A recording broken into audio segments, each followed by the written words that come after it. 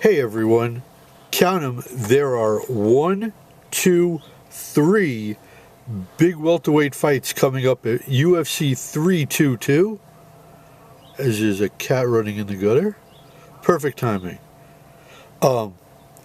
Anyways, those 3 welterweight fights are going to completely redefine the division, at least for now.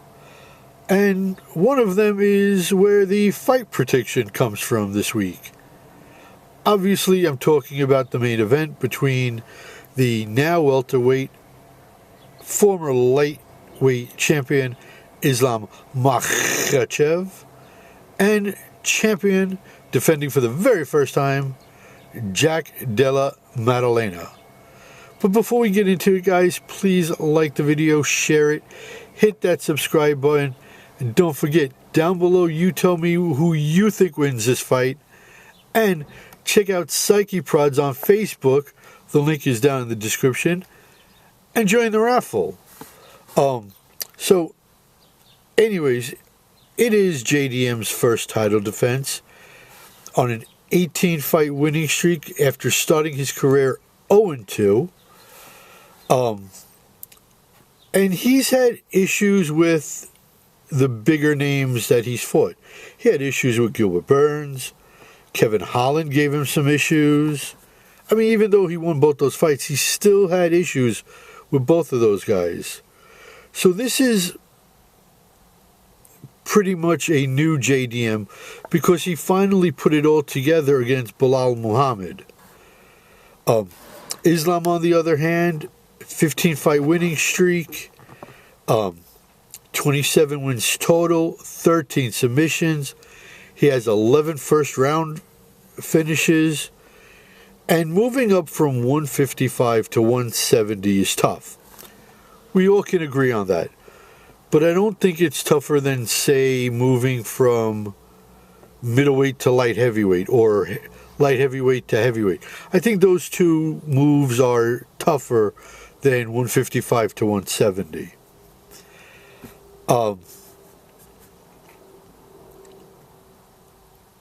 I would have loved to have seen Islam stick around a little bit longer to fight Max, to fight Topuria, to fight Justin Gaethje at 155. But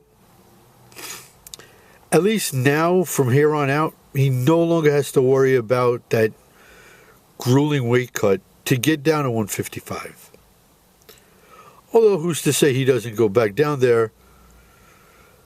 I doubt it, but who's to say that he doesn't, right? Javier Mendez said that he's walking around now around 185, so he still has a little bit to cut 2 weeks out of fight week. He's been training in Jersey with Frankie Edgar. I'd like to know if he brought in Corey Anderson. Not that Corey Anderson fighting style is anything like JDM, but just a lankier, rangier type fighter than Frankie, because Frankie's shorter than Islam. So I'd be interested to know if Corey Anderson was brought in or not. Now, guys moving up recently have seemed to have found more success than the natural bigger divisional guys, with the exception of Alexander Volkanovski, twice against Islam. But Craig Jones now has a ton of notes on Islam, being that he's now working with JDM. Jack likes to control distance with front kicks. He has excellent boxing. His chin is as solid as a brick wall. His cardio is good. He goes to the body really, really good. In close, he throws elbows, which I really like that he does that to change the pace up a bit. Even though JDM is the natural 170er, Islam's a pound-for-pound guy, you know. And those guys, no matter where you put them, they always seem to just find a way, you know. odds are against him, they find a way. Although I believe Islam is a 3-1 favorite as of right now. Defensively, Makhachev obviously is solid. He can block strikes defensively. He parries shots really well. Although Money Moicano and Dustin Poirier both found success striking on him. I mean, even in the first fight, Volkanovski had some success against Islam. Obviously, that's suffocating grappling. And, you know, Islam striking is underrated if we're going to be honest about things. Has a pretty fair kicking game. He controls his opponent's hands really well, which limits their offense. Now, Islam not fighting Justin Gaethje might wind up being something that he's going to regret, because the pace that JDM will put on Islam is high. And he, you know, Dustin's not a high volume striker. Moicano's not. Volkanovski's not. Justin Gaethje, or even Max Holloway, would have been the perfect setups to help Islam take this next level to fight JDM because of that volume. So that might be something that Islam's going to come to regret.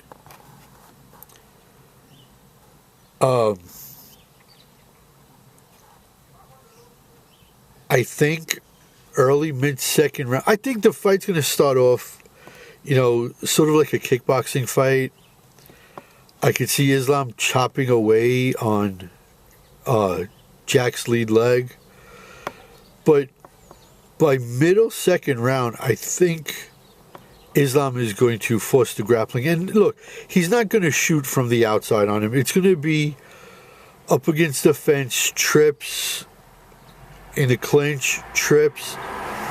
That's probably where most of the takedown, at least attempts, are going to be coming from Islam.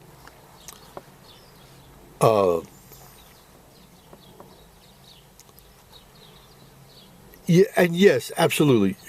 JDM handled Bilal, but this is so many levels above what Bilal can do. And to be fair, I can see JDM in dramatic fashion just flatlining Islam Makhachev early in the fight. I can absolutely see that. That is absolutely a pathway. But something like that has to happen in pure a pure chaotic, you know, trade, and that's not JDM's style. He's not a chaotic style fighter. Okay, I can see him easily wobbling Makhachev. I could see him dropping him. Like I said, would I be surprised if he flatlined him? No, wouldn't shock me. But again, I don't know if he could just do it being, you know, not so much a precision striker, but a slower pace. I think this fight's definitely going back and forth, sort of like a high stakes chess match, sort of like my pick in this fight, because honestly, I've gone back and forth 100 times on this fight. And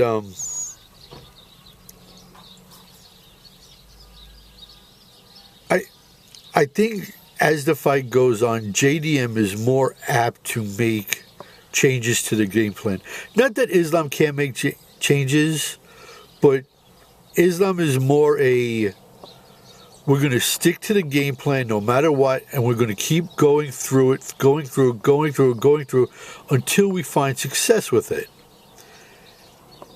Although I'd say ring IQ-wise, I'd give an edge to Islam over JDM. But again, he just doesn't stray from that original game plan at all.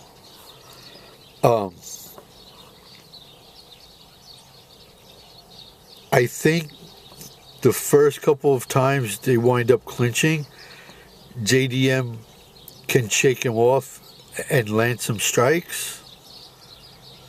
Again, would I be shocked if Islam gets wobbled by any of them? No. And when it goes to the ground, honestly, people sleep on JDM's jiu-jitsu, especially from the bottom, but it's just a matter of how much can he take, because Islam's going to wear on him. Okay, especially if without the weight cut, he's going to be happier during fight week. He's not going to have to deal with all that other stuff. It's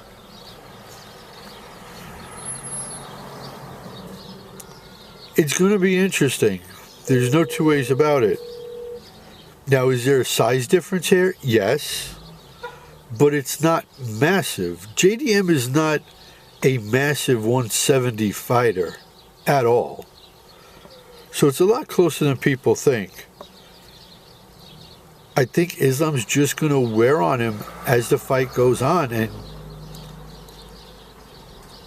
by, say, middle fourth round, I think for the very first time in his career,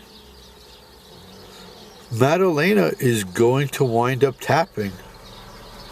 He's never been submitted in his career, and I think this is the first time where either he goes to sleep or he taps middle fourth round. And remember something else about this fight. Even though this is JDM's first title defense, this is his first time in the big, bright spotlight of a massive fight. Islam's been here how many times? 6, 7 times in his career already? He's used to the bright lights. I think that's a key factor also. And I do think it's going to be Makhachev's toughest challenge. But the fight prediction has to be Islam Makhachev, 4th round submission victory. Probably by triangle too. I think it's going to be a triangle choke that puts JDM out and gives Islam his second title.